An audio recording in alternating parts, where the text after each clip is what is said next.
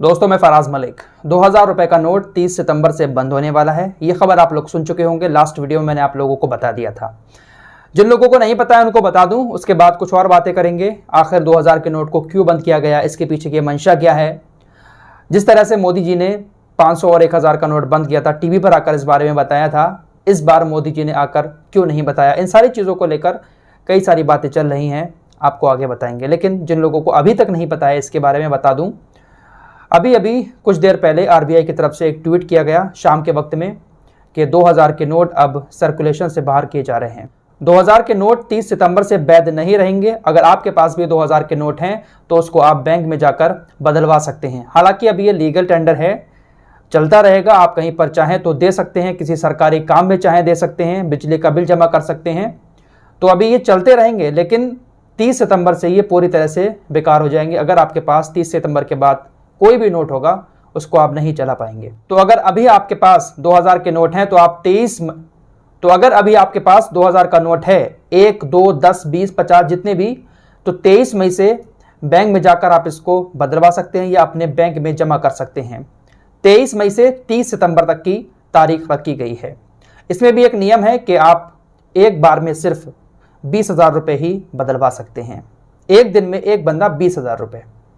तो अगर देखा जाए तो 23 मई से 30 सितंबर तक तकरीबन 140 दिन मिलते हैं। तो एक बंदा 140 दिन में तकरीबन 28 लाख रुपए बदलवा सकता है।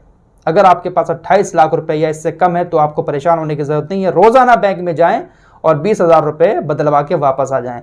और इसमें छुट्टियां भी होंगी बैंक की, तो 140 में से तकरीबन 15-20 दिन की छुट्टियां निकाल दो तो लगभग 22-24 लाख रुपए एक बंदा एक्सचेंज करा सकता है बैंक में जाकर। लेकिन लाइनें तो लगेंगी, क्योंकि हर घर में 2-4 नोट तो 2000 के होते ही हैं। अब उसको बदलवाने के लिए बैंक तो जाना ही पड़ेगा, लाइनें तो देखने को जरूर मिलेंगी। अब इसको लेकर चल रहा है कि सरकार ने काले धन पर लगाम लगाने के लिए यह फैसला लिया है। मीडिया लगातार इसको जस्टिफाइड करने में लगा हुआ है। वैसे वो चिप वाली मैडम दिखाई नहीं दे रही हैं जिन्होंने कहा था कि इसमें नैनो टेक्नोलॉजी है, चिप है, आप इसको जमीन में भी गाड़ देंगे फिर भी ये सिग्नल दे देगा।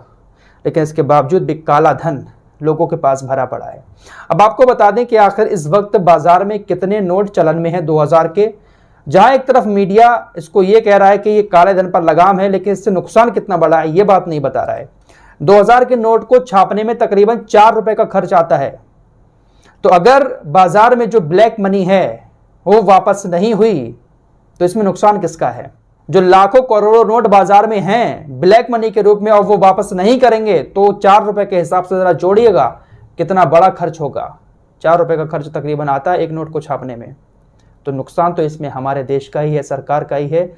जब सरकार का नुकसान होगा तो हमारे देश का नुकसान होगा, तो फिर एक आम आदमी को भी नुकसान उठाना पड़ेगा। फिलहाल आरबीआई की एनुअल रिपोर्ट कहती है कि 31 मार्च 2022 के आंकड़ों के मुताबिक 2000 रुपए के कुल 214.20 करोड़ नोट चलन में हैं। अब इतने नोटों का जो मूल्य होता है वो 4,28,394 करोड़, इतना पैसा बाजार में है। 4,28,394 करोड़ रुपया अगर बाजार में है, इसके बावजूद भी बाजार में 2000 रुपए का नोट देखने को नहीं मिल रहा है, तो सोचिएगा 2000 रुपए का नोट किन लोगों के पास है। कहीं ना कहीं तो वो है छिपा हुआ ब्लैक मनी के रूप में। जरूर इस फैसले के चलते हुए परेशानी ब्लैक मनी वालों को होगी। आम आदमी के पास ज्यादा नोट नहीं है, वो बैंक में जाकर 1-2 बार में बदलवा लेगा। लेकिन चिंता की बात यह है कि नुकसान कितना बड़ा है। एक नोट को छापने में 4 रुपए का खर्च आता है, तो नुकसान भी तो बहुत बड़ा है। फिलहाल आम लोगों को ज्यादा परेशान होने की जरूरत नहीं है। मुश्किल से 2-4-5 नोट होंगे। अगर 10-20 लाख भी हैं फिर भी कोई दिक्कत की बात नहीं है। आपके घर में 2-3 मेंबर हैं तो आप लोग बैंक में जाकर उसको 2-4-5 बार में एक्सचेंज करा सकते हैं या फिर अपने अकाउंट में जमा करवा दें। किसी तरह की कोई परेशानी नहीं होगी। हालांकि लाइनें तो देखने को जरूर मिलेंगी। अब बात आती है कि आखिर मोदी जी ने इस बार टीवी पर आकर इस तरह का ऐलान क्यों नहीं किया। जब 1000 और 500 के नोट बंद किए थे तो उत्तर प्रदेश में चुनाव था और भी कई राज्यों में चुनाव था, तो विपक्षी पार्टियों ने कहा था कि चुनाव को लेकर इस तरह का ऐलान किया गया है ताकि दूसरी पार्टियां चुनाव में ठीक से खर्चा पानी ना कर पाएं। तो हो सकता है कि 2024 का चुनाव करीब आ रहा है तो मोदी जी ने सोचा हो कि भैया इस बार मैं नहीं जाऊंगा वरना लोग फिर से मेरे ऊपर आरोप लगाने लगेंगे। हालांकि आरबीआई जो फैसला लेता है वो उसमें सरकार और आरबीआई दोनों लोग मिलकर ही फैसला लेते हैं, और ये आरबीआई ने जो फैसला लिया है वो क्लीन नोट पॉलिसी के तहत लिया है। 2016 में जो नोटबंदी की थी आरबीआई ने, वो भी आरबीआई एक्ट 1934 की धारा 24A के तहत की थी। आरबीआई ये क्लीन नोट पॉलिसी 1988 में लेकर आई थी और इसी पॉलिसी के तहत इन नोटों को वापस किया गया है।